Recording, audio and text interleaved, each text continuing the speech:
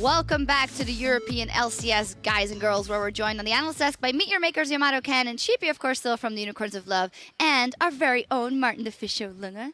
Thank you. I'm happy to be here. Yeah, nice sprint there from the caster desk to here. Glad you made it, although you're out of I had breath. loads of time, don't worry. I didn't just arrive. Okay. Getting ready on stage as we speak are Gambit Gaming and ROCCAT. So let's dive into the lineups. First up, we have Gambit, Cabochard, Diamond, Betsy, Pinoy, Edward, and their coach, Leviathan. We talked before the game yesterday about who we thought was the most instrumental in that lineup. Yesterday, Cabochard carrying once again.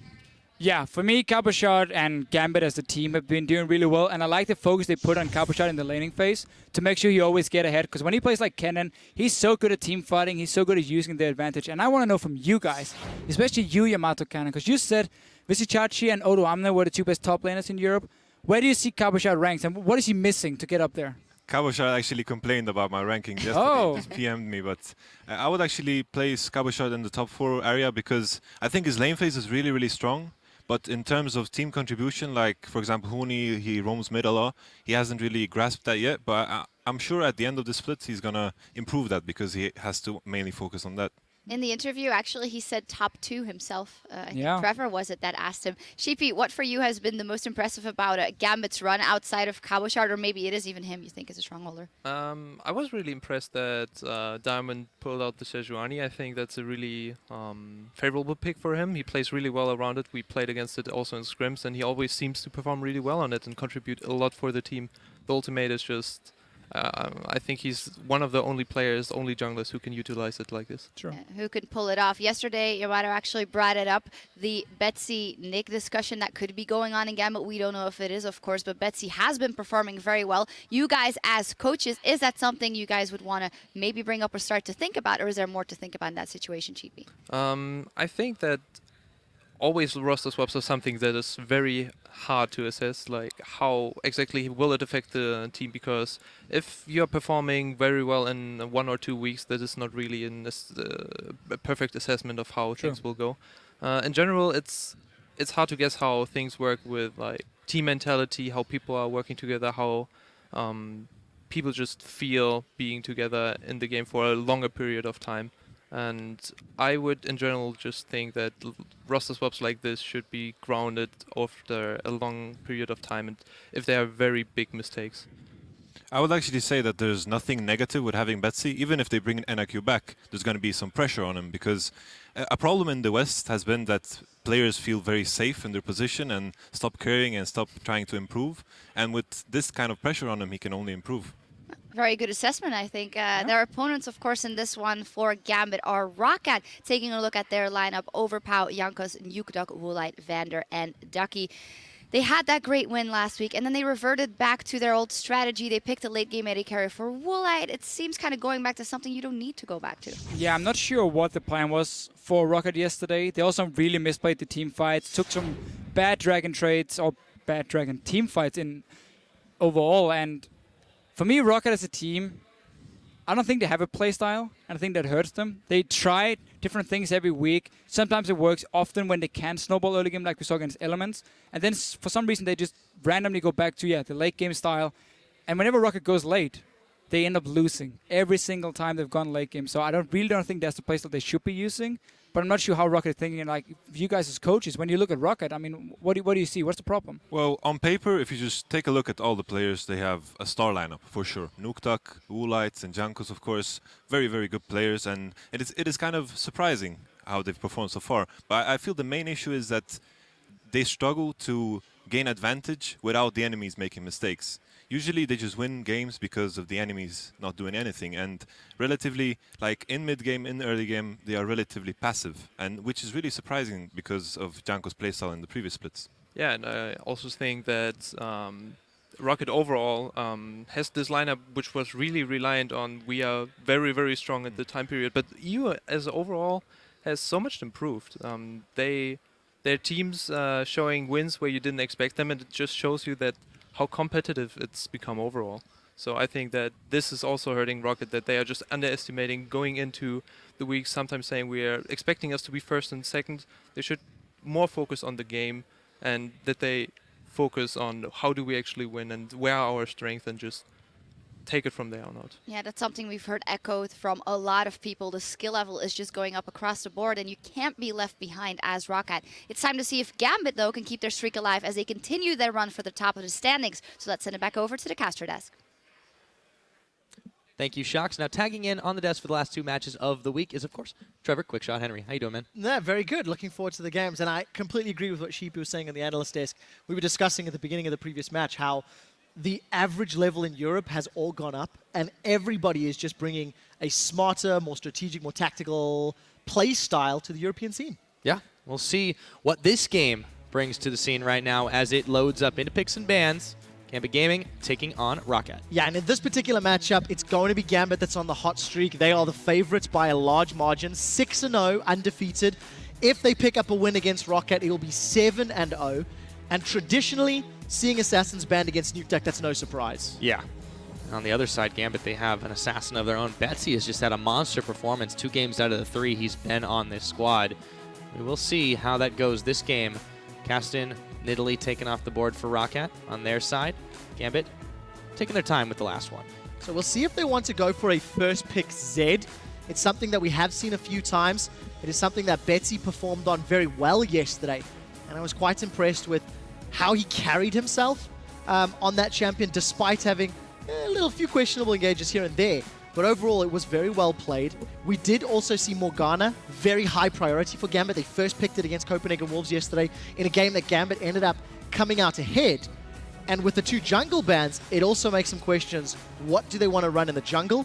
You do still have, a few available, but the top tier picks of Jarvan and Rek'Sai taken off. Yeah, some confidence here from Gambit in their temp mid laner, though. That is another Zed first pickup there. Zed 5-1-7 Betsy had that game yesterday. I mean, a huge performance for him, and they are trusting. Why not? I mean, when Betsy's been on Assassin, Ari last week and Zed yesterday, it has been very impressive. I think mechanically he's sound, and he's very clearly following the leaders of Cabochard and Edward. We heard last week, actually, how Gambit's main shot call is in-game. Our Cabochard and Edward, actually was Leviathan that was saying it. So we need to see if Betsy can keep up that rhythm and keep dealing with whatever place his opponents put in front of him. That will be the test indeed. Let's see what ROCCAT wants to take. Got about 15 seconds on that clock. I don't think it'll be Jungle Taric somehow. I don't think so either, but I think it's quite smart of them to lock in the Kalista, take that away from Pinoy. It is an AD carry that he's been trending towards, but for somebody like Pinoy, he also has pulled out the likes of Graves, done incredibly well with it. We've seen Tristana's doing fantastically. He ran that yesterday and just destroyed towers after being gifted a comfortable laning phase. So for Gambit to lock in the same duo lane, I think that's smart. The question for me is, what is Vander going to play? Thresh is still available. We've seen the Kalista plus Alistar do particularly well. Kalista plus Blitz has also done well. But these are champions we don't see Vander on all of the time. So we'll see what ROCCAT decide to pair with their AD carry. This will be the first time Woolite will have his hands on the Kalista. See what he makes of that one. Pinoy and Edward happy with their pickups there. Do want to see what ROCCAT do take next. It was a very, very early Kennen pickup for them. So Gambit, they have the potential to do the counter pick now. That does go in the top lane. We'll see what they go for. Yeah, it's going to be a tough question because ROCCAT is the team with their back against the wall. They're coming into this game 4 wins and 7 losses, sitting down at the bottom half of the European table. Very, very risky position to be in, because if they don't crack the top 6, they may find themselves in the promotion tournament, which for a team with all of this expectation is shocking. After 6 weeks of games, ROCCAT has been underperforming for so long, we can no longer actually call them a top-tier team on the stage. Everybody keeps talking about them. All of the coaches say how good ROCCAT are in scrims and how individually talented they are. Unfortunately, they just continually disappoint, and they need to figure out how to fix it. We do see NukeDuck locking in that Ezreal. Double AD. I don't know. I don't think ROCCAT did well enough with their double AD last week when they ran it. They floundered a little, and with Janna available as a very good disengage support, ROCCAT are going to go for the engage route, Kennen plus Annie plus this double AD. It hasn't worked for many other teams. We'll see if it can work for them today. Yeah, they're certainly going to try it now. Of course, we did mention the Tristana Morgana lane. Cabochard can still do this top lane Morgana. It's still an option here. we'll see what they do decide to go with. If they want to take something different for support. Oh, I'm so happy you mentioned that because Cabochard has actually been doing probably the best on top lane Morgana here in Europe. We did see Pinoy hover the victor. The only reason I want to call it out is he said to me before the game started backstage that he was going to play Victor. I know that's a lie because Tristan has been locked in. But for Gambit, the Sejuani pick, Diamond's going to try to make it 2-0. It was the jungler that helped him and Gambit win IM Cologne. And despite the very early let's try this again in English. Despite the very early laning phase on Sejuani, he scaled well and he made his late game team fights work. Yeah, and then they do round that one out by, of course, taking the Janna. They've got the disengage now. They've got a little extra speed boost, and they are going to send the Morgana top once again. It is a little bit squishy of a comp, but of course, the Sejuani can go tanky. What does ROCCAT answer with, though, on their last pick here? I have absolutely no idea. They could go... I don't know what jungler. The only option for Jankos is going to be Lee Sin or Elise. Elise has fallen way out of favor, but for a jungler like Jankos, there's comfort picks. The fact that you've got Jarvan and Rek'Sai banned, taken away, that Diamond has opted for a Sejuani over Elise Sin is just showing you the comfort. But I particularly like the options that Sejuani's going to give you. The engage, the disengage. You've got great split push. You've got great side lane control. The only risk for Gambit is they're very low on magic damage. So if ROCCAT are able to come out ahead in the laning phase, maybe they can make something work, but they've got a very squishy lineup. They've got this engage top and support with a double AD. Not a lot of peel, not a lot of protection. That's not an Alistar. So the Kalista Alistar worked for Fnatic because Yellowstar could peel and knock people away. And he's not going to offer that same level of disengage. So for ROCCAT, they have to be so careful with their positioning. They can't afford to get flanked.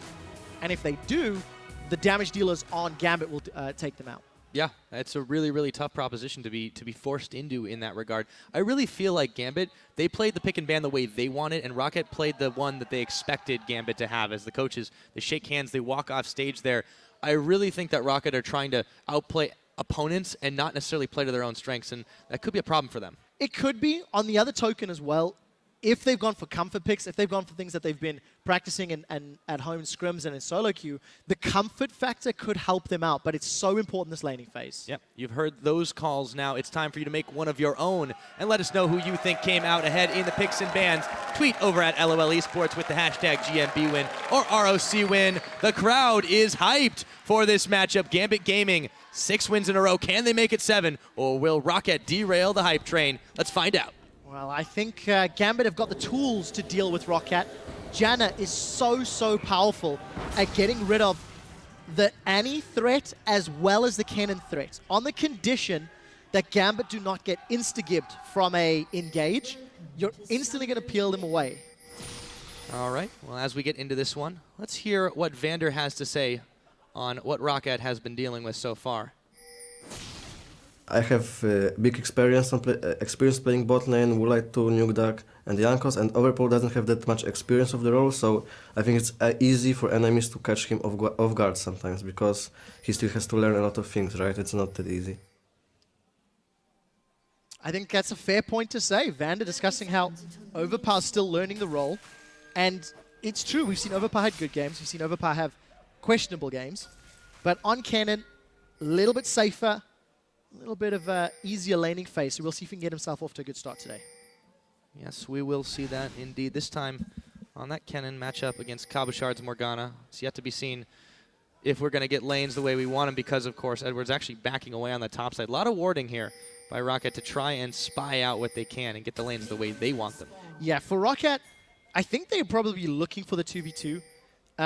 The threat of an Annie stun at low level, plus the strength of multiple Ren stacks is going to do very well. Keep in mind, Janna can obviously shield some of that damage and auto-harass back quite effectively, but I do feel that the Kalista will do better than a Tristana, so we'll see if ROCCAT can get their head-to-head lanes. Vision has not revealed anyone from Gambit yet, but ROCCAT making a relatively smart call and sending their duo bottom to face off against Edward and Pinoy. Pinoy helping out Cabochard with those Krugs. That will be the way they decide to start him. Diamond is hanging out on his bottom side as well to deal with that red buff early on. Pinoy and Eddie are not going to have anything to contend with just yet, as Vander and Woolite were a little bit late to the party. Yeah, and something that's also going to work into ROCCAT's favor, Edward has started boots once again on his support. You've got a lot of mobility on this Janna with her built-in tailwind, in addition to getting the movement speed when she eventually scales W, but this offers 0 combat stats. So it's interesting to see Eddie playing aggressively in the lane, because if he gets caught by a stun, there is the risk of a lot of return damage from Woolite Vander. Yeah, they are playing this one out very, very confidently. We'll see if that bites them in the behind, as ROCCAT aren't pushing in too far to start this one off. Betsy and Nuke Duck will just trade a little bit of poke for each other. Seen a number of these mid lane Ezreals so far. Yanko's going to be moving down to his bottom side. Work on the ground. Yeah, and Nuke Duck's got to be so careful in that lane against Betsy. He's going to be able to farm safely, but once they get to level 6, Nuke Duck needs to control that wave very effectively. And if his Arcane Shift is ever down, Betsy's going to have a relatively easy time setting up a kill against this AD carry. We do see in the bottom lane, though, Jankos is sniffing around. First Blood King, he wants more! Oh, he does indeed. Edward is very low. That First Blood is going to go over to Woolite. 1, 2, 3. Just like that. Yeah, those boots didn't help Edward walk it out fast enough. No, definitely not. All the mobility in the world doesn't help you if you can't dodge the skill shots, but let's also be fair, it was a flash stun from Vander, easily set up by Jankos. And Pinoy and Edward, risky play, they get punished for it. And an easy first blood for ROCCAT. They've got a nearly 1,000 gold lead, which is a great start for a struggling team. Absolutely, and importantly enough, it's on Woolite too, who has really struggled to get going on a number of the champions he's played and a number of the matchups that they've had so far. So let's see maybe if that can be the tipping point for him. Well, we'll see if it works out. Edward has already returned to lane, got a number of wards to work with. But keep in mind, Diamond is really just looking to farm to 6. On the Sejuani, your low-level ganks are not particularly effective. Ooh, that's a lot of damage. Oh, yeah. Ren's not going to hurt quite as much just yet, but they were able to put a lot of spears in them all the same. Pinoy and Edward still very, very carefully having to play this one out. Vander and Woolite feeling very strong after that first kill. Yeah, level advantage in favor of ROCCAT. There is a massive minion wave building out that Pinoy and Edward are going to try last hit. We'll see how effectively Pinoy can make that work. He does, of course, have a skill in explosive charge, so that can make life a little difficult, getting all of the last hits. But again, we are expecting a similar sort of playstyle from Gambit that we saw yesterday from against Copenhagen Wolves. Time for Sejuani to scale, a little bit of a slower pace laning phase to mid-game, and then looking for big, heavy engages. You combine Sejuani plus Morgana, all of that CC and zoning gives Zed and Tristana all of the time they need to win fights around those objectives. By as much time as they can. Edward sees the Sentinel, clears that one away from inside of his own jungle. Speaking of the junglers, since that one gank, Yanko's been a little bit more quiet. This time he's back at base. It's Diamond who's going to be going back after that to shop. And you know, this isn't too surprising. We saw Diamond do this yesterday, but he really ramped it up in that early mid-game, I would say, and really was able to put a massive wallop on the Copenhagen Wolves. Yeah, now something I do like from this Kalista Annie is the range that they can engage from. If you combo Fate's Call plus the Tibbers, Vander's not entirely reliant on Flash. So that's going to give ROCCAT, in theory, more options to look for stuns, more options to look for engages. The only thing they need to be careful of is they need to make sure they deal with the threats of Morgana and Sejuani. In straight-up 5v5s, I do feel the AoE CC that Gambit can put down, as well as the disengage power, will make ROCCAT's life a little more difficult. So positioning and timing is going to be so important. Yep. So are contesting the Raptors, it would seem. Jankos is just trying to take a few of those away from Diamond. He secures most of them up for himself, however. The Gambit are perfectly happy to sit back for just a moment. They should scale reasonably well into this mid-game. But I want to see where they decide to make their big plays first. They typically haven't been contesting these really early dragons. They have a comp that scales pretty well into the late game as well, off the back of the Tristana. But they also have been a much more proactive team than a lot of the other comps that have picked this particular champion up. So where do you think they'll make their first plays, Quick Shot? For Gambit, it's going to be whatever's available. Because they gave up First Blood bottom lane, and you've got Woolite, who is, you know, farming up very effectively. He's going to get to his Blade of the Ruined King relatively early on. For Gambit, it's about not hemorrhaging gold. So they may lose a couple of towers. On the condition, they can use the wave clear of Zed, Morgana, and Tristana to defend their inner turrets. They can then look to team fight later on. But for the time being, it's slow and patient. Gambit have traditionally not gone for dragons that are super risky this year. So I'm expecting more of the same. And you're going to have great split pushing potential from that Zed, and eventually even a Tristana with their great wave clear and relatively safe dueling abilities. They will indeed. Ward cleared out there. Pinoy and Eddie, again, they're still pushed a little bit further back, but you don't really expect to win a lane as Tristana, especially with the early action. You'd think they've been maybe a little bit cowed here, not wanting to go in. You don't know where Jankos is going to be. Although he is not hanging out in the tri-brush, Edward is going to eat the charm. Continuing to throw those spears out, though. Woolite pushes Pinoy back. So this is very good for ROCCAT. For a team that has not been able to do well in the early game throughout most of their previous matches. They've got CS advantages, however big or small, in every single one of their lanes. They've got 1,500 gold. They've got first blood. But I do feel that this is a testament to the team comp they've put together. They do have strong lanes. They've, with the exception of maybe Nukeduck. But what ROCCAT needs to do is they need to equate it to towers or to dragons. Because as a double AD comp, you can never afford to fall behind. So as long as they are maintaining touching distance or pushing Gambit further down, they're in a good position. They're going to try to do that, especially down on this bottom side. Xander Woolite again. They don't want to get too close to eat too much damage from Pinoy, but they're trying to keep him from farming up as much as possible. We haven't talked too much about this top lane. It's been a very quiet affair. And in the middle, of course, Nukeduck just trying to play the survival game while he stacks up his tier. Yeah, and of course he's going to be able to farm with Mystic Shots, so should be able to keep Betsy at arm's reach, keep him out of range. The fact that Betsy had to deal with the Vander gank a few minutes ago, still does not have flash available, is also making sure that Nukeduck is not really under threat of being dove. When these pro players don't have that flash available, they tend to play so much safer in lane. I do want to touch on the fact that Diamond does have access to his ultimate, so we need to see where he decides to throw that Glacial Prison down. There's a lot of kill potential in all of the lanes. You can combo the CC top, the damage middle, and the knockups bottom. But Diamond needs to find an opportunity. It may be bottom because Woolite has been pushing quite aggressively. Now, knowing Diamond, he will pick a place and have an impact. He is being pinged out right now by ROCCAT, though, as he tries to get a little bit of vision secured up on this bottom side. Let's take a look at the fan vote. According to you guys at home, 62% of you are saying that Gambit is going to win this game, but ROCCAT Nation still holding firm, 38. Probably a bit closer than we might have expected, just given the fact that ROCCAT's performances have been pretty hit or miss. Yeah, I think that's fair. Still a lot of believers in the ROCCAT squad, and the potential is there, but unfortunately it's not shown through. The one thing I do want to touch on is just some of the items from Gambit. Moby Boots picked up for Diamond ahead of completing his jungle item enchantment, and Edward still does not have any GP10 items. The longer he takes before picking that up, obviously the further behind he puts himself from Vander's Annie. So we do need to keep an eye on the gold differences as the game progresses, but at 10 minutes, ROCCAT's double AD comp is farming well. They've got their small leads, and with some vision in Gambit's jungle, ROCCAT may try to set themselves up for an early dragon. They will indeed. Jankos, fortunately, wasn't able to connect the Sonic Wave on the Scuttle Crab. He's going to take it down all the same, but they do have a lot of people in this area to try and start off this dragon if they want it. They're going to take their time about it, however. Again, ROCCAT, another one of those more risk-averse teams, if you will. Risk-averse is a great way of putting it.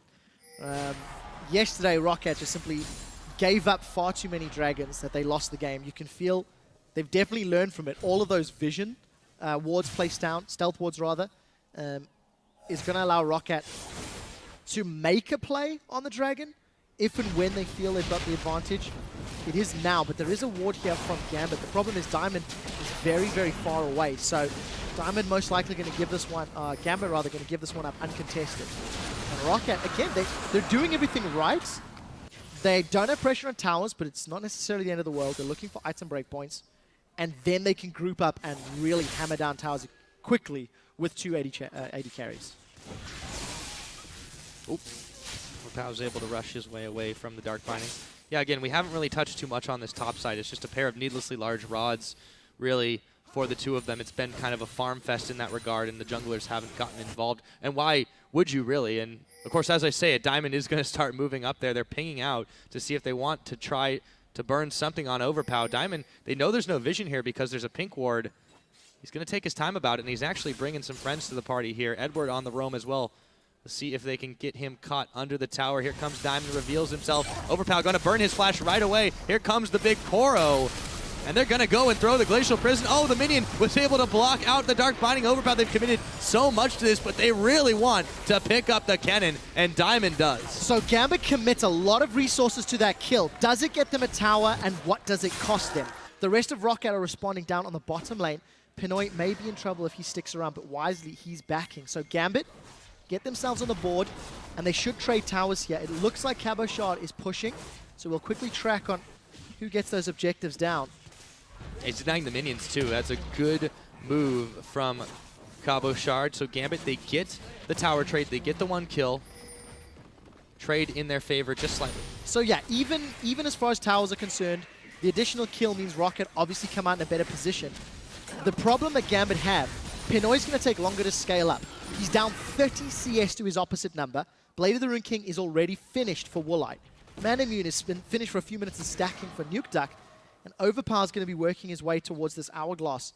He's only got a few hundred gold to farm before he completes it. So from an item standpoint and from a damage standpoint, ROCCAT are in a pretty good position. We still do not see a jungle enchantment upgrade for Diamond, so keep that in mind. Interesting itemization, still no GP10 for Edward either. Going to be relying on Janna's utility and the vision from Sightstone. Yeah, they're really prioritizing that Sightstone vision that they get out there. And a lot of pink wards scattered around the map as well. If you take a look throughout the respective jungles and the rivers, both teams just trying to keep an eye on what the other's doing at all times. 14 minutes into this game, not too much of a gold lead. Betsy now going to jump on a Nuke Duck, but Vander is there. The Timbers is down, and Betsy just gets blown up. Yeah, that was really well played. Betsy may have been wanting to go aggressive. Diamond! He could be in some trouble here. Actually, I think he's going to be okay. A little bit tanky with the Poro. Yeah, so I really like how reactive Vander was. He saw Betsy go back to the clone. I think Betsy was toying with the idea of going aggressive on Nuke Duck, and I instantly regretted that decision. So ROCCAT, second kill on the board. Sentinel is not going to spot Pinoy and Edward, but Edward needs to land a knock-up from that Howling Gale. If he doesn't, there's obviously no threat of a kill. They're going in. Yeah, there's the jump up. They took a tower in the middle, but now they could be in some trouble. Woolite, explosive charges on, but the teleport now finished. Overpow is actually going to rush his way. But, oh, he gets pushed back, and pushed back again. So between the Monsoon and the Buster Shot, they don't want Overpow to get anywhere near that duo lane. That is a perfect example of how Gambit should be able to win team fights as the game progresses. The disengage tools that Gambit have available with just those two champions is great, but you can still use Sejuani Ultimate, you can still use Morgana Ultimate. So Gambit actually have a team comp that can deal with ROCCAT very effectively. They just need to put themselves in a good position. We're 15 minutes in, they're down 1 tower, but they're still only 1,500 gold. So I think for Gambit, the potential to claw back the gold deficit and gain control of the game is definitely going to be available to them on the condition they use their disengage correctly. Because Overpower, he can't get damaged with his Slicing Maelstrom if he's knocked away. So a single Buster Shot, you can save that for him every team fight, deal with Lee Sin or Annie who are going to be flashing in, and if all of that goes belly up, then you hit the Monsoon. Yeah, that's pretty much the eject button for this Gambit squad. They have been able to pull that off once in the isolated situation. Weren't able to grab the kill on Woolite. However, still playing it out relatively safe, only down about 1,500 gold. Gambit Gaming, though, hanging out closer to this bottom side. There's not much to take here because the Dragon's still a minute and a half away. Yeah, but look at the positioning for Gambit. They've grouped themselves up. Teleport is available for Cabochard, but he doesn't want to use it yet. And they're going to look for a pickup. They're going to go on Woolite. He's in trouble. Oh, they've jumped on him. He's going to hop away from the wall. They throw down the Glacial Prison. Hello! And they take him down. Cabochard, Pinoy, going to get the knockback on Vander. Style points awarded, and a kill. Another one goes over to Diamond Prox. A minute on this Dragon. Yanko's bailing out. You just got Pinoyed. The knockback after the flash was so well timed and executed. Gambit string together 2 kills. They should be able to get a tower, and in theory, the Dragon as well. We did see Cabochard actually teleporting top, so he's going to be defending that objective, and that is the absolute worst possible thing that could have happened for ROCCAT. Giving the kills over, they did both go to Diamond, of course, but that's not the end of the world. And this is just very smart play. You know, there's a lot of damage that can come out and a lot of mobility. And Gambit just commit themselves fully to this dive. Once the damage threat is gone from Woolite, it's just easy cleanup. Yeah, I like how he jumps in first, then flashes, knowing he can knock it back into the team. Pick that one up. So really well played. 3 seconds on this Drake. It's going to be started up, but ROCCAT are already in position here. They're trying to clear out as much vision as possible. Gambit had moved away from this one. Weren't there to defend it after the fact, and the Dragon's being started. Yeah, but look at all of the vision that Gambit had placed down deep into ROCCAT's jungle. They should have information on the positioning.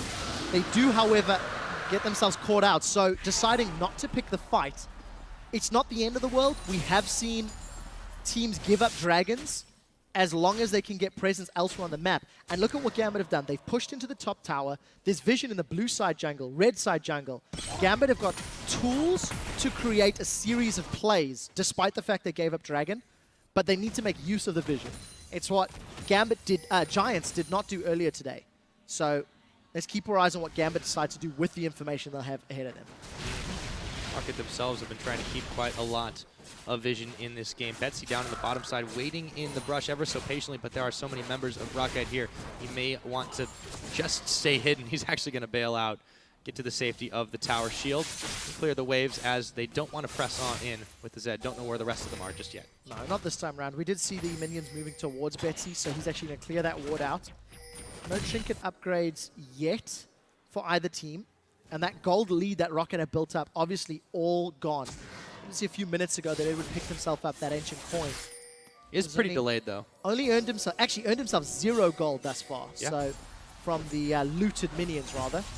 But again, adding to the engage and the disengage. Once that eventually becomes the movement speed increase for his team, it's just going to allow Sejuani, Morgana, Tristana to get in, to get out, and to deal with the threats of ROCCAT. I'm still not 100% convinced in this double AD comp from ROCCAT, but Bebevan said earlier, if you can complete your Mirror Mana and Trinity Force by around 18 to 22 minutes, you just have the most damage in the game. Quoting verbatim. Yeah, that's definitely not a bad thing to have on your side. So ROCCAT using that True Shot Barrage again, clearing the wave out in the middle. Now Gambit focusing a little top heavy between Cabochard and Diamond to push in the wave. Look for the second tier top turret. It is 2-2 that tower score. Not quite 20 minutes into the game, so Baron hasn't come up yet, but there's a lot of vision for Gambit, lit up like a Christmas tree in that river to make sure they know exactly when it happened. Yeah, and you know, just Cabochard keeps pushing. The wards from Gambit timed out on the bottom half of the map, and Gambit did not push there. Betsy did not engage when Woolite and Vander were pushing the wave out, and as a team, there's no tower to fight for Gambit in the bottom half. There's no dragon to fight for, so why risk it? Why go on that area? Cabochard is playing this sort of split push Morgana, and he has all of the vision to his advantage, and that's why you're seeing Diamond in the top half. I'd like to see Sejuani, Diamond Prox rather, move to support the rest of Gambit, and they can put some pressure on this mid tower. If and when ROCCAT respond, it allows Gambit to transition top and use the vision.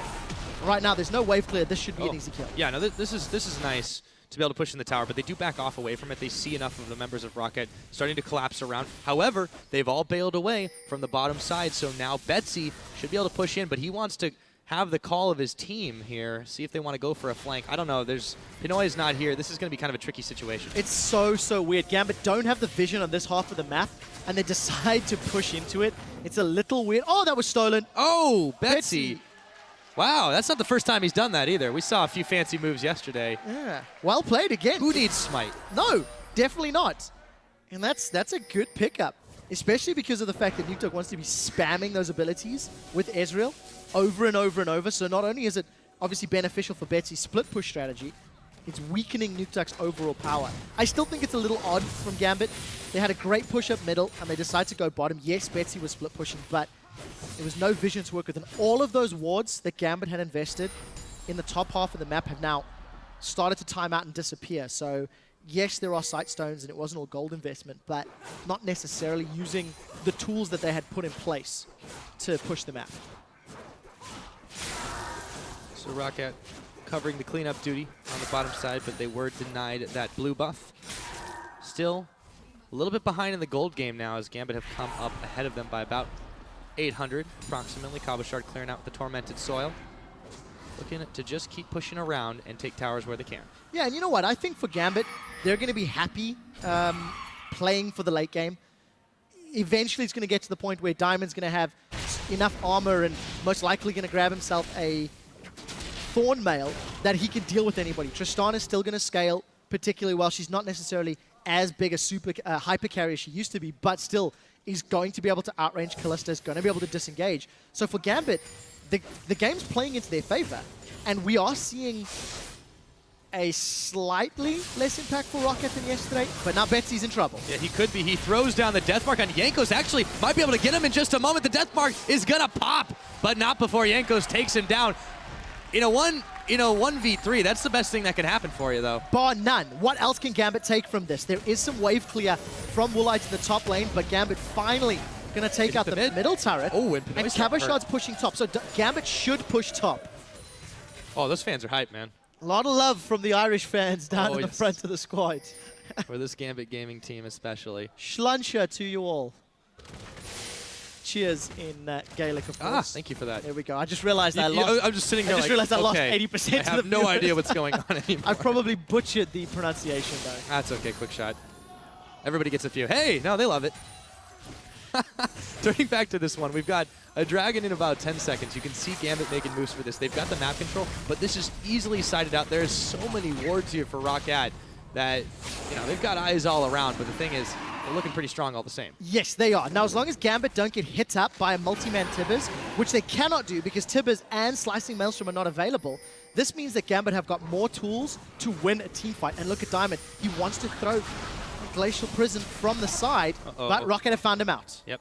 Connects on the Resonating Strike. However, Diamond's still big enough to be able to walk away from this one. They are trying to clear out the vision best they can. Here we go. The longer the stall's out, the more time ROCCAT have bought for this Slicing Maelstrom for the Tibbers. So this works into ROCCAT's favor for a team fight. The problem is there is no margin for error. If ROCCAT do not get multi-man ultimates, they cannot win a straight-up fight, and I think they're too late. Yep, the Dragon is going down. The Sentinel's going to spot it. They'll have the timer exactly as they need, but that is a small consolation prize when you compare Gambit picking up their first Dragon of the game. Now about 2,000 gold ahead of ROCCAT here, who have been muscled out of their previous map control. And ROCCAT are just making the same mistakes they did yesterday. Yesterday, they were far too passive against H2K. Today, yes, we saw a gank from Jankos, getting him off to a decent enough start, but it hasn't equated into a massive advantage. Pinoy was down 30 CS at one point, and now he's just marginally ahead of Woolite. So all of the positive plays that ROCCAT had put together from the laning phase are now simply not working off. You've got the Warmog's armor on Diamond. I'm going to assume that's going to be most likely a Thorn Mail, but if not, even if Diamond decides to go for Frozen Heart, for Randius, any of those things is going to work into Gambit's favor to deal with all of the AD threats that ROCCAT have put together. Yeah, this is a little bit troubling for ROCCAT. It's not just yesterday that they made those mistakes. I mean, this has been symptomatic of a lot of their losses in this split so far, and you know, it seems like when you're making the same mistakes again and again, if you're even aware of what's really the core issue here, they're going to try to push on the top. But Gambit Gaming are just there to defend. They're covering their bases quite well. Yeah, take a look at the goal difference over time. ROCCAT's first 15 minutes growing to 3,000 gold lead. It has been equaled and nullified over the last 5 to 10 minutes. So very, very smart play from Gambit. Betsy is continually pushing a side lane. Every time ROCCAT try to, apply pressure on a tower or an objective, Betsy's pulling resources away, and you saw Gambit were defending top. So very smart, very intelligent play. Gambit are playing this one safe and by the numbers, and I'm expecting them to get more aggressive around either the Dragons. Ooh, trying to make it. Yeah, Betsy tried to do it again. Or most likely the top or middle tower, because that's where Gambit have been trending over towards the red side jungle of ROCCAT. It also makes sense against 280 carries to sort of deny that red buff. I like you said it by the numbers, too. I think that really does speak to Gambit's versatility, because they can go in and create chaos. They can make some crazy plays that keep you guessing and scratching your head, but they can also play very standard, and that seems to be a way to beat ROCCAT. Yeah, ROCCAT, there's a lot of ways to beat ROCCAT. That's a fair point. That's a fair point. Unfortunately, 4-7 in the league, Gambit on a 6-game winning streak. And, something that just sort of occurred to me. I don't feel like you can ban Gambit out. I feel like if you think about Gambit as a team, maybe Betsy is, you know, really focused on certain assassins, but he's doing fine in the 4 games we've watched. Every other role has just got a plethora of champions they can pick from. And in their last 2 weeks of games, Gambit have just performed exceptionally on every team comp. So it's so difficult to play against a team like this. And now that they've got these items, now that they've got a 3,000 gold lead, it is just a matter of time before Gambit decide to group up in either one of the lanes or try to force a baited team fight around Dragon or Baron. At some point, ROCCAT has to check. And then Gambit is just going to explode with a Sejuani Morgana combo. Yeah, that really is all there is to it, assuming they can execute that one the way that we have seen them be able to time and time again. A lot of wards now, again, littering this bottom for Gambit Gaming, trying to make sure ROCCAT cannot get the jump on them. Neglecting the top side for now, but that's perfectly all right. They've got all the outer turrets, and they're looking for a little bit more. Diamond is going to jump right towards the ward. Not quite enough time to clear it out after the Raptor camp, though. And remember, if anybody invests resources into Betsy, this plays into Gambit's advantage. Betsy has not joined his team for the last 6 or 7 minutes, really. He's been stuck in that bottom lane, or he's chose to be in the bottom lane, pushing out over and over. So if we see Vander or Jankos come to help out and deal with this Zed threat, all of a sudden, Gambit have got threat in the top half of the map, on a turret, on a dragon, something like that. So at some point, the pressure from Betsy will either yield a tower or it will yield a response from ROCCAT, and that opens up Gambit to do a numbers play elsewhere on the map. Diamond's going to run into Jankos and Vander. Yes, he is, and there's a teleport on that ward that they weren't able to clear out before the fact. Diamond on the retreat throws down the prison. However, it only catches Jankos, and Diamond is the one who looks like he's going back to base. The Poro falls right over, and ROCCAT take a big kill for themselves. So that's the big risk of having your Zed split push. It takes him longer to respond than a teleport would. So unfortunately, Diamond runs into several members of ROCCAT, does give up a kill. It's not going to yield much because look at the waves top and bottom. It's pushing against ROCCAT so heavily. And with Nukeduck opting to use his True Shot Barrage mid lane, it means champions have to go deal with top or bottom. So having that tool available to control side lanes, Nukeduck has not necessarily been able to, at least in the last couple of minutes. But that's also a little unfair because Cabashard and Betsy have been pushing them out. It's a misplay from Gambit to get caught out there. Yeah, I think that's really the only way you can put it. Now, Woolite starting to scale up pretty well. You can see him hop, skip, and jumping around now that he's got his Hurricane. And, of course, the Quicksilver Sash also for a little bit of extra escape. But Jankos wishes he had some of that himself. Deathmark is on. Betsy kicks back. The Deathmark still burning. And he is going to get popped at the red pit. And that's why Betsy's great on Assassins. I think he's finding perfect kills. With the jungler down, Gambit should decide to bait Baron. They've got great vision in the pit. They can also turn in team fight. Buster Shot's about to become available. Glacial Prison's about to become available. I think this is smart from Gambit, but they should try to remain grouped. If Diamond gets caught out alone, there's a lot of CC and damage that can take him out. He's decided he wants the red buff, though. Yep, he's going to be pulling that one away. Woolite now moving around, cautiously overpowering Vander are there. He's going to try to grab that red buff. Meanwhile, Gambit very silently taking this Baron. It is oh so low, and they do smite it on down. A little bit late to check, and here we go. The coin pop, they throw down the prison. Everyone is so slow to overpower, moving right back into the middle, and he's going to get a Zanias at the very last second. Woolite is able to pick up Pinoy in all of the chaos. It's actually a 1-for-1 so far, but they're not done yet. Exhaust is down. He's still kiting away, however. They can't find Woolite, and a big shutdown comes from Vander as he picks up Betsy, a 2-for-1. Put the Baron over to Gambit Gaming. Oh, still not done, Edward. No, living dangerously. Not the greatest of team fights from Gambit. They simply did not get the damage dealer threats down quickly enough. Despite playing ping pong with Overpower, I think the disengage was slightly stacked, and they didn't get the most optimal knock away or knock back. So ROCCAT managed to get 2 kills on the board and push in for the inhibitor. Yeah, this is the decisive movement that they've been needing all game. The inhibitor very, very low. Gambit looking to try and answer back, but for still, there just isn't enough damage. Diamond going down. Nukeduck is able to pick him up and just poke him down. And ROCCAT now have found some momentum on their side. They've closed the gold gap. More importantly than that is the Baron buff's been taken off. I think that's 4 members of Gambit in total. Take a look at how the Buster Shot into the Monsoon knocks Overpower sideways and then down.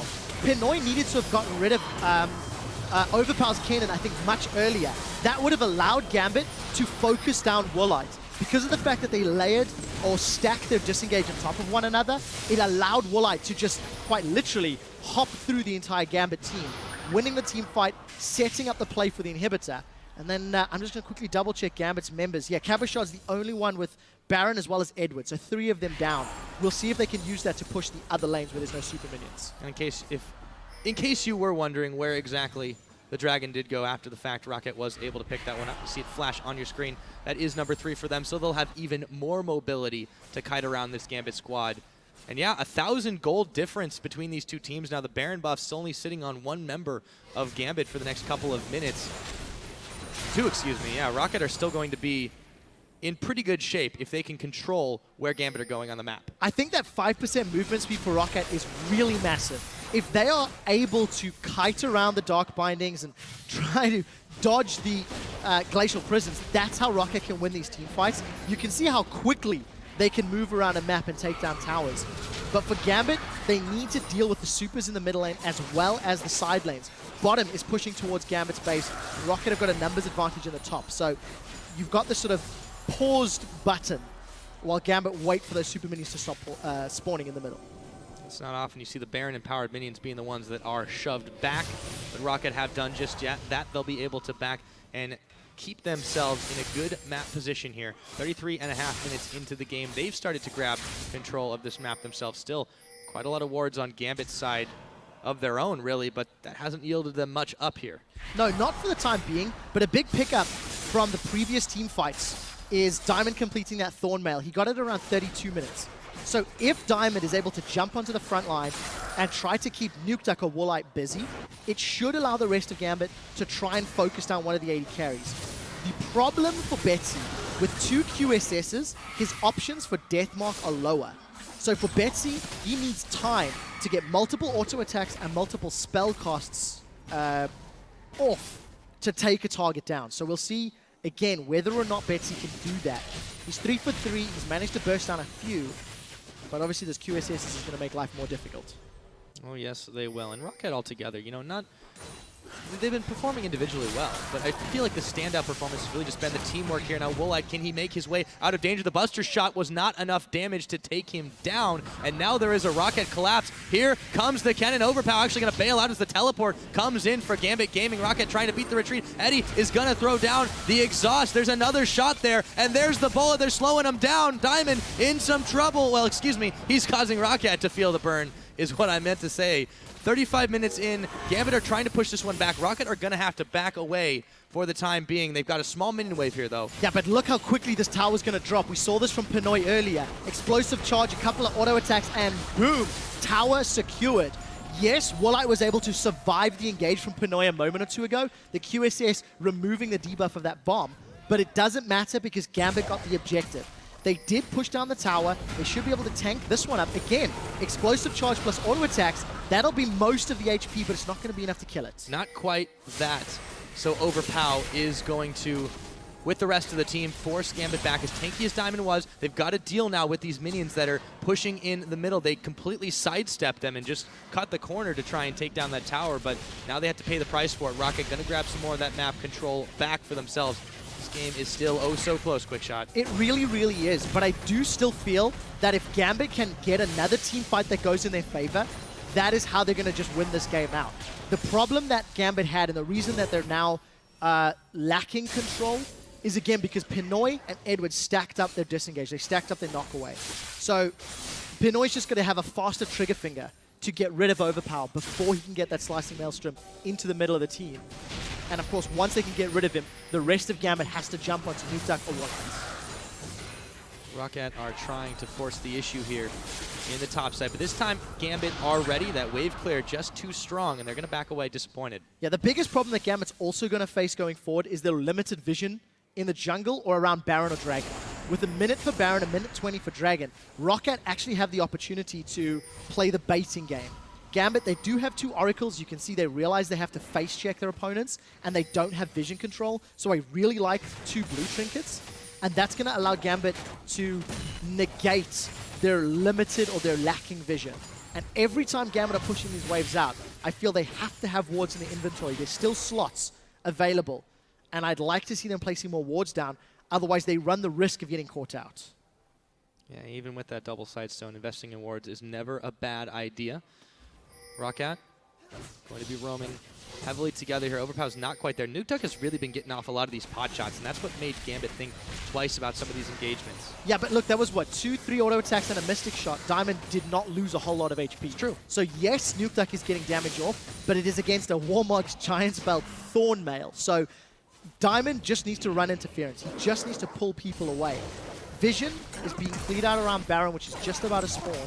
And if ROCCAT were to start it, it's no longer a 50-50 smite when you have Kalista on your team. That's true. So if ROCCAT play the aggressive Baron bait, they're in a 70-30 Baron scenario if you can stack your smite plus Rend together.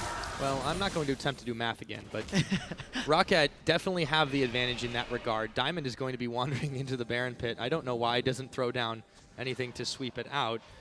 But Eddie, Betsy, they're trying to set up for some good positioning here. Meanwhile, though, Nukeduck is just going to be able to solo the Dragon. So as long as ROCCAT can drag Gambit around, they're perfectly happy here, and that is number 5. This is so scary for Gambit. With one Dragon left before ROCCAT get aspect of the Dragon, and all of the bonus attack damage and AP that comes with it, I'm still not 100% convinced that that alone will be enough. It's obviously going to be massively, massively effective. But for ROCCAT, their very temperamental team fight is still going to be at risk. But you notice Gambit, they are pushing the waves out. They're doing a better job at getting Vision down. Baron is now once again in control from Gambit. And with the minion wave top, and the fact that Nukeduck went up to deal with it personally, it just allowed Gambit to sneak a tower. I really don't think Nukeduck is using his True Shot Barrage well enough to control side lanes while still being with his team. Yeah, these are 2 AD carries on these teams that just do drastically different things with regards to objectives and team fights. Pinoy, just such a massive tower detonation with that Tristana sitting on 3 items. And on the other hand, you know, Woolite, he's been dancing around in these fights, but when they two come to a head, I think it's going to be really, really explosive. Yeah, the problem Gambit has, if they play this Baron bait game, they are the ones that are going to struggle. Minions top and bottom are pushing against the Gambit base, and there's only a limited amount of time before those minions will to start dealing huge amount of damage. Gambit, they're trying to play with Vision. They're trying to prevent ROCCAT starting Baron because of the threat of that Kalista. And Dark Bind does connect, but Jankos manages to safeguard away. Yeah, he was knocked up. He was pushed back after all of that one. So Gambit Gaming still trying to force their way around this map. However, they've got to deal with the minions on the bottom side. That's a big wave building up. Yeah, and they're doing the right thing. They're sending the guy with teleports. The reason Gambit lost the Baron fight, or the red buff fight earlier, when Diamond was caught, was because of the fact that Betsy on Zed was doing it. What we've seen over the last, let's call it 12 minutes, Betsy has not been split pushing. He's been sticking with his team because he needs to have the damage down. He needs to be involved in the fight. And it's Cabochard with his teleport that's clearing out the wave. Now Gambit should start playing the Baron bait. Now they should start trying to get control of that area. We'll see if they can do that undetected. It's going to be hard. A lot of ROCCAT Vision covering that area. And speaking of Vision, I really like that when they've been pink warding it, they've also been placing the green ward down. Normally, you don't always see it, but this time Diamond was prepared for it. Yeah, keep in mind, Gambit do not have Pinoy with them. So for ROCCAT to win a team fight, they need 2 things to happen. One of 2 things to happen. Either get rid of Betsy or Pinoy's damage very early with a Fate's Call, Annie, plus True Shot Barrage damage. You can combo those or, you know, get some auto attacks from Woolite. Or find a way to get Overpower into the middle of the team. Right now it's Gambit. They want to start the fight. Remember, Pinoy and Cabochard are still going to be late as they were just regrouping. And the stalemate is happening because ROCCAT cannot start team fights. They don't really want to against a very good 5v5 team of Gambit with all the disengage. Yep, that is in fact the trouble. So going to take the safe route this time. It's just going to be wave clears back and forth. Pinoy trying to take a few pot shots where he can. And the ward wars have really been the story of this Baron side of the map, trying to clear it out back and forth. Cabochard will clear out another one.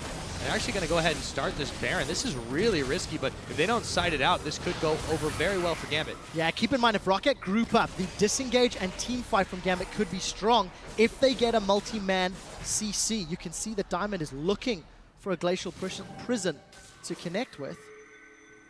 but so scared of the damage, so scared of what Nukeduck and Woolite can put out. I'd love to find out how many wards have been killed on both sides, because it's been significantly more of ward vision battles than anything else. Yeah. I mean, we're approaching 6 items. It's going to tell the story of it. You know, you won't have as many wards to play with after that point, especially considering we're not seeing any of those upgraded green trinkets. So you're not going to get that discount Sightstone, as Deficio likes to refer to them. It's just going to be relying on the Sightstones and what you still have in your inventories. And it's going to make this game dynamic play out very differently in the very late game, which we're vastly approaching. It is, and you know, for Gambit, they got punished once with Betsy split pushing, and they've decided not to do it again, despite the fact that they've got all of the abilities to deal with a team fight 4 on 5. If they had just let Betsy pull some threat and deal with those side lanes and relied on all of it disengage the rest of the champions, they could have dealt with a team fight. Instead, it's the Baron bait game. Flash is available for Vander and the stun.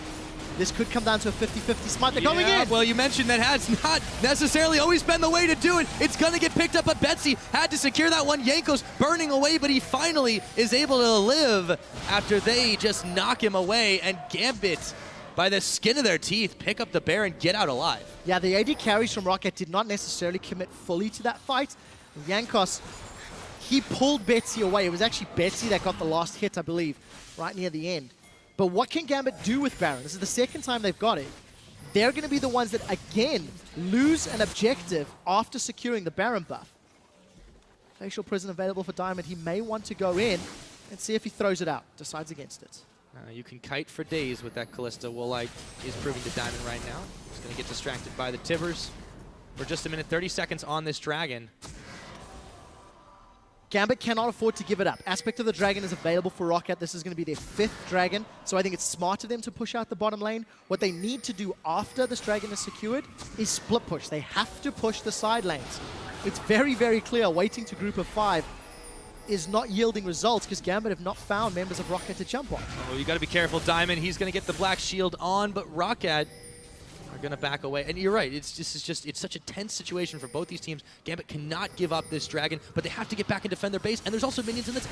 Yes, if Gambit leave... Oh, overpass! Oh my goodness, he's going to throw down the Zhonya's at the last minute. They may have distracted Kabashard, though, is going to pick up the kill, and now Gambit are just rolling all over ROCCAT. 2 kills to none. They're bailing out of this one. They still got to deal with the minions, but there is a lot of damage here for Gambit Gaming, and they've hit the gas pedal. Yeah, with Baron buff and the ability to just melt down these towers, we may see them push very, very quickly. Dragon is live, so we need to see if they can peel away to secure that. That entire setup started from a massive crit from Pinoy. He hit Overpower for around 600 damage, and then followed up with a Dark Binding. Overpower was instantly removed from the fight. That could have been very close. That could have been. But Gambit secure the 2nd Dragon, the tower pushing power. They have Baron, and they've got themselves a 5k gold lead, but you see how scary close those engages are. Yes, but crucially here, they denied ROCCAT that 5th one, the all-important 5th Dragon buff. Gambit are still, they're playing this out so dangerously, but they win on that gamble, and they're still in this one. They are, but you still don't feel like they're in control. Like, no, it's really hard. It's a roller coaster of emotion here, Quick Shot. It's the 2nd Baron is about to time out. Gambit, yes, they got their 2nd Dragon. They delayed the 5th one. So there's another 5 minutes where they can be safe from giving that up. But Gambit still have an inner turret to take down. They still have not cracked the base of ROCCAT. So ROCCAT have got all of the damage in the world, and we're going to keep seeing these side lane pushes happening. We're going to keep seeing Nukeduck and Woolite clearing out the waves, and Gambit looking for an opportunity to engage, but they've been very, very passive and slow. Yes, indeed they have. Baron buff's now gone for Gambit. Got their 2nd Dragon of the game, trying to muscle out Vision in this jungle. ROCCAT playing very, very cautiously back in their own base, and there is a tower up top that Gambit is hearing call its name. Now they're going to move back to mid, as I say it. And this is smart. This is what Gambit should have done, or should have been doing. Use the Vision in the jungle to switch between middle and top. It's what Deficio keeps praising SK for doing when they win their games, is having the ability to transition between objectives quickly and effectively. And when you combo a 6-item Tristana with a Janna shield, I mean, this tower should blow up. I mean, how low did that go? Down to 400 hit points out of 2,500. if Gambit had been doing that earlier, they could have got more control. And look at this. Now they get a minion wave top. So finally, they're adapting and learning, but it has taken quite a long time. Yeah, use those minion waves. The True Shot Barrage not going to take nearly enough of them out there. ROCCAT are here to defend this one, but they can clear it out so fast. They've got to find the fight, though. Everyone's health bars are starting to melt. The tower is already down. A pair of Zanya's hourglasses as Overpow is going to eventually get mopped up. He goes down, but they trade for Betsy. Diamond is coming up big here, and they also took out Vander at the very end of all that one. Gambit in a 4v3 can continue to push on. They've got another mini wave at the fact. This Tristana just wrecking through these towers. Nukeduck, he can't stick around. Inhibitor is gonna go over to Gambit in just a moment. Yep, down it goes. Very well played from Gambit. They stacked their disengage correctly. Vander tried to set up a fight, but he jumped flash straight into a Dark Binding. And once he was connected, Diamond, I think, caught 5 members of the Glacial Prison, which were all knocked back. So a very well-executed team fight from Gambit. They forced ROCCAT into a chokehold and then used their AoE disengage to stay alive. The first rule of lane warfare, do not group up. Quick shot, let's take a look at how that I happened. really hope this goes slow. So 4 members caught from Glacial Prison. Jankos was down at the bottom. But notice how the entire team of ROCCAT is pushed away thanks to Monsoon. And then, of course, you've got the rest of Gambit focusing down one target at a time. Pinoy is finally able to go aggressive thanks to the zoning and the presence that Betsy put on the map. Gambit play out their 5v5 team fight the way it was designed and show you the weaknesses of ROCCAT's team fight. ROCCAT should not be in a straight-up battle like that. They look to catch somebody off guard, catch somebody flanking, and Overpower being, disengaged obviously meant they couldn't do that. Now, Gambit, they've let the moment take a breather, but they grab themselves that inhibitor. They're starting to get the map pressure out that they really need. The wards, a lot of them have started to expire. We've seen a lot less wards being placed down after the slots have started to fill up here. Gambit Gaming on the offensive still, but ROCCAT, It's a slow offensive. It's a slow offensive, but what is good to note, yes, we're 50 minutes into the game. It's not been particularly exciting, but neither team has made massive mistakes. You could optimize their way they play, right? So if you look at the game holistically, ROCCAT have not necessarily played bad. They've not necessarily been caught out of position, but you could have done things slightly better. And it's good to see ROCCAT actually putting up a bit of a fight, because yesterday against H2K, they didn't even do that. Yesterday against H2K, it just felt like they were waiting to lose, if that makes sense. Whereas here, ROCCAT have been more aggressive, they have been more proactive. Unfortunately for them, this double AD comp just did not have the ability to 5v5, and now Gambit pushing in for a second inhibitor. This one nearly uncontested. Yeah, they just do so much damage to it, even if ROCCAT can push them back immediately. Pinoy is really the secret ingredient to this tower pushing success. That Tristana full build right now just absolutely destroys structures. Demolitions expert coming in here. Now, ROCCAT, they have to deal with the minions on the top, but there's still the threat in the middle. They can't give anything up. Yeah, super minions pouring into ROCCAT's base. Gambit doing a good job of playing the map. Super minions top, there's normal minions in the bottom lane. Once Gambit take this inhibitor, the safe play is to roll around bottom, grab the tower, grab that inhib, and then peel back for Dragon. We'll see if they decide to do that. It's 30 seconds before the next Dragon's Pulse. Yes, ROCCAT, they keep trying to make plays to save the day here, but it's just not happening. And you take a look at Edward and Betsy backing away. They're going to actually take their time about this one. They can roll bot, but they can also take their time if they want. 22 seconds on the next Dragon. Baron is now live. ROCCAT, they're just a little slow to respond. You actually see a couple members of Gambit hanging out by this Baron pit to make sure that it doesn't happen without any contention. Yeah, that's definitely a smart play, and again, just absolutely safe. Don't run the risk of getting taken out with an exposed inhibitor at 50 minutes. One bad team fight costs the entire game.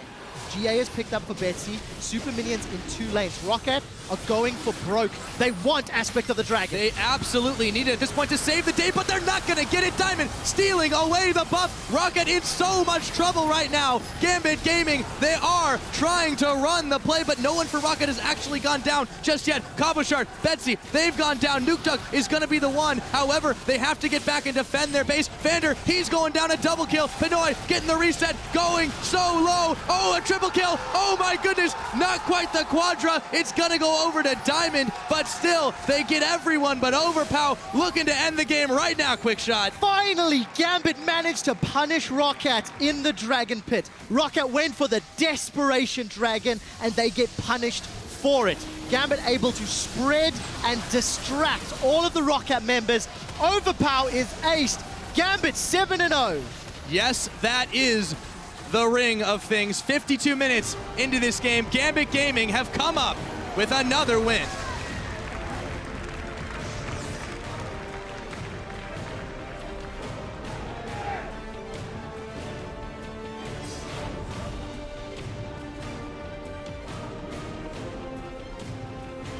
And who would have thought, after going down 5 games to open the split, they have thundered back with 7 in a row, as you said. Shaking hands with the team they were able to take down in 52, just there. So 12 games played, ROCCAT find themselves 4-8. Gambit, though, massive fan support. Oh, And yes. rightfully so. I mean, 7 games in a row. How can you not love these guys? Hashtag 13-5 the dream. With every game played, I believe it more. And Woolite is just destroyed. Yeah, I mean, that face says it all, man. But these fans are just loving this Gambit team and what they are doing week in and week out. The improvement that we have seen from this squad is just so unreal. Look at that big smile on Leviathan's face. And you know what? It's not a flashy win, but it doesn't need to be. It was intelligent. It was well worked out. It was coordinated, and Gambit played safely the entire time. And that illustrates the style, too. I mean, he said it on the desk yesterday, I believe. Leviathan, you know, it doesn't matter how we do it. A win's a win. I completely agree. When you're sitting in the position they are now, you start looking at Giants and ROCCAT to be the potential 8th and 9th ranked teams in the league. Meet Your Makers are currently, I think, 1-10, if not 1-11. I've got to double check that one off the top of my head. 1-10, potentially 1-11 today if Unicorns win. But assuming Meet Your Makers continue to struggle, ROCCAT, a team that was touted that we felt could be a top 4 contender, is just not finding the magical ingredients, not finding what their opponents are finding. Gambit has managed to fix problems. Copenhagen Wolves, H2K, they've all turned around and they've all upped their gameplay. And ROCCAT just still looking for something to make it work. An answer. I mean, they just have not been able to come up with one. And I feel like it's not that they're playing particularly poorly. They've been a little indecisive, perhaps. They're not able to execute, maybe. But it's just that all these teams in the LCS are leveling up, and they're getting left in the dust. Yeah, they are. And I'm going to go back to this double AD comp. The Annie was picked up in 2nd rotation here for ROCCAT. They already had their Kalista locked in. They went Ezreal as well.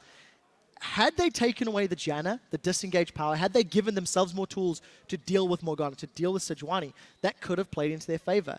We're seeing these double AD comps more and more and more, and we're seeing the same weaknesses in Europe. European teams are going for engage in their top lanes and supports, and it's not working out. It's not buying time for the AD carries to get the damage down that they need to.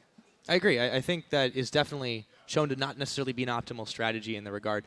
But going back over to Gambit's side, this is now the 4th game we've had Betsy play. 3 of them have been on Assassins. This time he didn't come up with an absolutely monster KDA, but nonetheless, he still made some massive impacts. He was dragging them all over the place. I mean, Betsy has done quite a lot in the 2-week stint that he's had with Gambit Gaming, and I think they're very, very happy with that choice that they made, even in the interim. Yeah, I think so too. And Nick was actually here in the studio yesterday. He may be here today as well, and I had a bit of a discussion with Leviathan regarding the swap. I think Betsy has done fantastic on Assassins, and I think as a new player that's come in, it feels like Betsy just sort of follows the lead. Betsy does what the team needs. I do feel like Nick as a player is a little bit more of a leader. So I'm very interested and intrigued to see what happens next week when Leviathan and the rest of the Gambit squad do have the opportunity to decide who they want to field. We might see a European team start thinking about having an active sub that they can swap out like you see in the LCK region.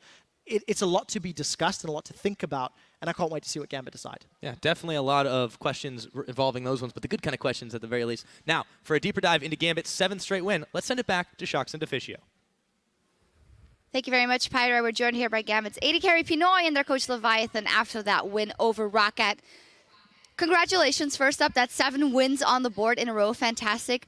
But I got to ask you, maybe Leviathan, because you were on the sidelines and seeing that mid lane develop, some of those were gambles that paid off, maybe luckily for you guys. Yeah, I don't know. I think I don't even know what to say. I'm still in shock from the game. And when I watch the games, like when the team is playing live, I watch it just like a kid, like a fan. I don't analyze the games when they're live. I watch them. I just get super involved in the energy. So if we're gonna reference like a specific point of the game, like I honestly don't remember. All right, I'll tell you the specific point in the game where you guys didn't go for Dragon, then you did start it, and it was super risky. You did manage to secure it, but ROCCAT could have just swooped in and taken it. It was you guys could have gone mid, you guys could have gone bottom, you guys could have gone top, but you decided to try and go for that Baron. Do you remember now? No. I think so. Basically, what it is, you guys and your playstyle, when it comes to the late game, if you feel like you have the better late game comp, you'll find just sitting back and like playing. I wouldn't say passive, because you do try and make plays around the Baron, but you don't really go for any aggressive pushes. We don't see like deep wards coming in and playing around that part. Is that just your tactic saying we want to take it easy late game and just go for this Baron all of a sudden? Yeah, it's like we have our win conditions in the game, and we're always discussing at all points what's the most optimal way for us to win the game. And I'm sure the team had come up with an idea or a specific line that they felt was going to be the most successful. And so even though something may appear to a spectator to be more optimal, when we're in game, we decide on the line and we take the line. Sure. And yeah. And I think it's what we talked about often with shot calling. It's better all to be on the same page. And it might not be the optimal one, but as long as everyone follows that, yeah, exactly. it works for you. And don't just like split up. So for you, Pinoy, early game, we just asked you before we went live here about Kalista and Tristana lane. You said you're not going to win it when your support dies at level 2. What happened there? Because normally jungle timing, like 3 minutes and 20 seconds, is pretty normal time for the jungler to have double buff, and yet you guys got caught out. What went wrong? We knew that Lee was going around bot side, and we just didn't place the ward early enough, so we just got punished by it, because we already, 10 seconds before it happened, we discussed that they're 100% going to flash any stun us. That's what they usually do in their recent games, but we just was a bit lazy on putting the ward earlier. Okay. And normally you guys would have won the matchup, I guess? It's a 50-50 matchup. Normally you can have Tristana shoving in all the time, and that's what you usually want to do. So I shouldn't be behind the 10-20 CS as I was this game, but it's normally you're even on CS in this matchup. And we had discussed in the pick and ban phase that we don't win this game like at level 6 or pre-6, but we definitely lose the game in the early game. So it was really important that the players during laning phase were paying attention to the enemy's aggression, because yeah, like I said, we weren't going to win the game in the early, but we definitely could have lost it. Yeah, and you could have lost it late as well, but you guys got some good picks off actually around the Dragon when ROCCAT was almost getting their 5th Dragon. Actually, let's get a replay up on the screen. For me, very important moment in the game for you guys. Pinoy, walk us through this one. So yeah, it's their 5th Drake, and our 2nd, and we want 100% to fight this, I think. And so we find the cannon here, and it's like super free kill. I jump onto, I see that Kalista is going to be low soon, and she's like super split from the team. So I just jump to her. And it's like we're completely zoned on one target all the time, because at this stage, I think I can outdamage both Ezreal and Kalista. Late game Tristana is really strong. So you had been late game for a while though, so actually you could have taken fights a bit earlier. Well, for you guys, if you look at the 2 team comps, especially with this double AD we see so often, Ezreal mid lane coming in, what is like your winning condition in a team fight itself when you play against the likes of Ezreal, Kalista, and you guys obviously have the Sejuani as the big tank? So when we're going into a team fight like that, we just make sure that Kennen is nowhere near our AD carry, because I'm like super hyper carry, and I can outdamage both of them if I have the correct position. And Set usually zones their backline, at least one of their AD carries. So if we fight it correctly with them zoning Kennen away from me and and Set the zoning the AD carries, I'm just free to do whatever, and it just works out the fight. And if you take a look at the compositions, just on paper, the engage from ROCCAT's team composition is very strong, but we also had very strong disengage. So when we were going into the game, what we had discussed for team fights was we wanted to look for the disengage first. So when they came in with their ultimates, we wanted to make sure we backed out, made ourselves safe, and then once Maelstrom was on cooldown, once Tibbers was on cooldown, then we could look for opportunities to re-engage the fight. Yep. And you guys did. Congratulations, 7-0. That is mighty impressive of Gambit Gaming. In just a few minutes, the Unicorns of Love will face Meet Your Makers in our final match of the week in one of many must-win games for MYM. Don't touch that browser. We'll be right back. Gambit Gaming, 6 wins in a row. Can they make it 7, or will ROCCAT derail the hype train? And here we go, the coin pop, they throw down the prison. Everyone is so slow to overpower, moving right back into the middle, and he's going to get a Zhonya's at the very last second. Oh, overpower! Oh my goodness, he's gonna throw down the Zhonya's at the last minute. They may have distracted Kabushard though, is gonna pick up the kill. Everyone's health bars are starting to melt. The tower is already down a pair of Zhonya's hourglasses as Overpow is gonna eventually get mopped up. And then take care, guys. Take care, you need to clean up. It's 3v4. You can fight. Take care. Nice, nice. Shield in 2 seconds. Go Pinoy! Gambit Gaming have come up with another win.